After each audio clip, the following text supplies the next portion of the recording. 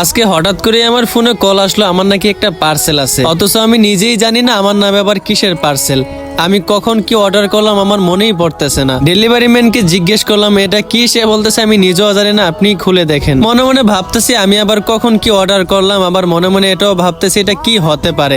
খোলা মাত্রই তো আমি অবাক হয়ে গেলাম। মাশাআল্লাহ, এটা তো একটা কালেমার পতাকা। এখন মনে পড়েছে এই পতাকাটা আমি 2 দিন আগে অর্ডার করছিলাম, কিন্তু আমি ভুলেই গেছিলাম। আর ভুলে যাওয়ার কারণ হচ্ছে অর্ডার করার পর সবাই নাম্বারে কল দিয়ে অর্ডারটা কনফার্ম করে, কিন্তু আমি অর্ডার করার পর নাম্বারে কোনো কল আসেনি, তাই ভাবছিলাম হয়তো বা অর্ডারটা কনফার্ম হয়নি। যাই হোক, আলহামদুলিল্লাহ পতাকাটা হাতে পেয়ে অনেক খুশি হয়েছি, কারণ আমি অনেকদিন যাবত অপেক্ষায় ছিলাম একটা কালামার পতাকা আমি টানাবো।